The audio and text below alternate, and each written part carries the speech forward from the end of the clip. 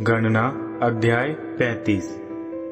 लेवियों के लिए ठहराए गए नगर। इसके बाद यहोवा ने मोआब के मैदानों में यरीको के सामने मोशे को ये निर्देश दिए, इजराइलियों को यह आदेश दे देना कि वे अपनी मीरास में से अपने निज भाग की भूमि में से लेवियों को दे दे कि वे उनमें रह सके।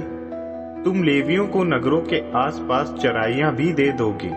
वे नगर उनके रहने के लिए हो जाएंगे तथा चराइयां उनके पशुओं, भेड़ों तथा सारे पशुओं के लिए।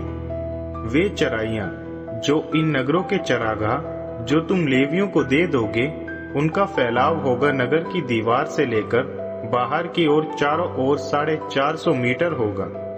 तुम नगर के बाहर उत्तर दिशा में 900 मीटर, दक्षिण दिशा में 900 मीटर, पूर्व दिशा में 900 मीटर तथा पश्चिम दिशा में 900 मीटर प्रमाण नापोगे, जिससे वह नगर इस पूरे क्षेत्र के बीच में हो जाएगा। यह क्षेत्र उस नगर से संबंधित उनकी चराई हो जाएगा। शरण के शहर। वे नगर जो तुम लेवियों को दे दोगे 6 शरण शहर होंगे, जो तुम उस खूनी के लिए रख दोगे जो भागकर यहाँ आएगा। इनके अलावा तुम 42 नगर और भी दे दोगे। लेवियों को दिए गए सारे नगरों की संख्या होगी 48 और इनके साथ उनकी चराइयां भी शामिल है। यह ध्यान रहे कि तुम वे नगर जो इजराइलियों से लेकर लेवियों को दोगे, बहुत बड़े क्षेत्रफल के कुलों से अधिक नगर तथा छोटे क्षेत्रफलों के कुलों से कम नगर बांट दोगे। हर एक गोत्र अपनी अपनी मीरास के अनुपात में कुछ नगर लेवियों के लिए दान करेगा। इसके बाद यहोवा ने मोशे को आज्ञा दी, इजराइलियों से यह कहो, जब तुम यरदन पार कनान देश में प्रवेश करोगे, तब तुम स्वयं वे नगर ठहराना जो तुम्हारे शरण शहर होंगे, कि जब किसी व्यक्ति द्वारा किसी व्यक्ति की हत्या भूल से हो गई हो, वह भागकर इन नगरों में आ छिपे। ये नगर तुम्हारे लिए पलटा लेने वाले से सुरक्षा के शरण होंगे, कि सभा के सामने बिना न्याय का कार्य पूरा हुए उस हत्यारे को प्राण दंड ना दे दिया जाए।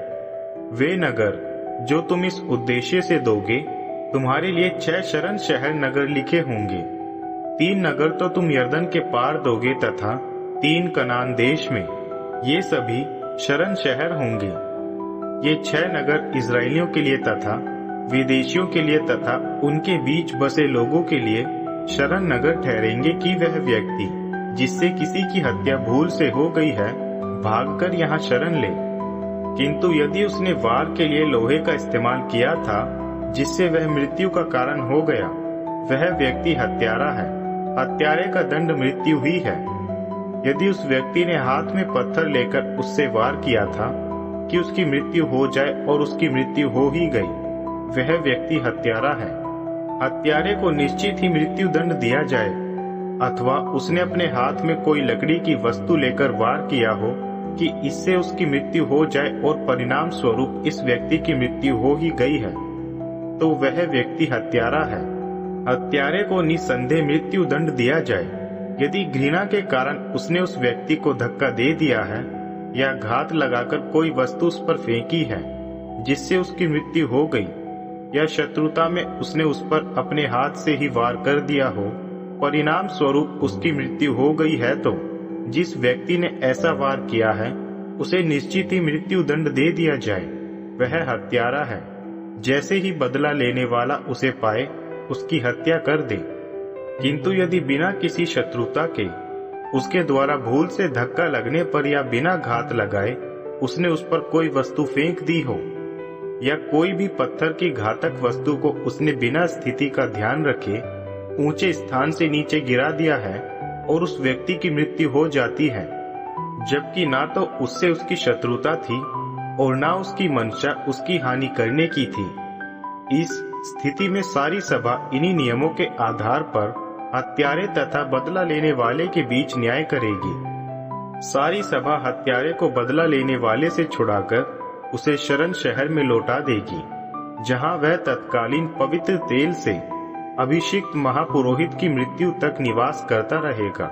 किंतु यदि हत्यारा किसी भी अवसर पर अपने इस शरण शहर की सीमा से बाहर निकल जाए, जहां वह भागकर आया हुआ था, और इस स्थिति में बदला लेने वाला उसे नगर सीमा के बाहर पकड़ लेता है और वहीं उसकी हत्या कर देता है तो बदला लेने वाले को हत्या का दोषी नहीं माना जा सकेगा, क्योंकि सही तो यही था कि वह शरण शहर में ही महापुरोहित की मृत्यु होने तक सीमित रहता।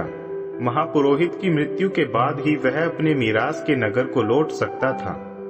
ये सभी तुम्हारे लिए सारी पीढ़ियों के लिए तुम्हारे सारे घरों में न्याय की विधि होगी। कोई भी व्यक्ति यदि किसी की हत्या कर देता है, गवाहों की गवाही के आधार पर हत्यारे को मृत्यु दंड दिया जाए, किंतु एक व्यक्ति की गवाही पर किसी को भी मृत्यु दंड ना दिया जाए। इसके अलावा हत्या के दोषी से तुम उसके प्राण दान के बदले मूल्य स्वीकार नहीं करोगे, तुम उसे निश्चय ही मृत्यु दंड दोगे। तुम उस व्यक्ति से बदले में मूल्य नहीं लोगे जो अपने शरण शहर से भागा हुआ है कि वह महापुरोहित की मृत्यु के पहले ही अपने देश जाकर रह सके। इसलिए तुम उस देश को अपवित्र ना करो जिसमें तुम रह रहे हो, क्योंकि रक्त भूमि को अपवित्र करता है और उस भूमि के लिए कोई भी प्रायश्चित किया जाना संभव नहीं है। जिस पर रक्त बहा दिया गया है, सिवाय उसी के रक्त के जिसके द्वारा वह रक्त बहाया गया था। तुम उस देश में निवास करते हो, तुम उसे अपवित्र नहीं करोगे जिसके बीच में मेरा निवास है, क्योंकि मैं वह यहोवा हूँ जिनका निवास इस्राएलियों के बीच में है।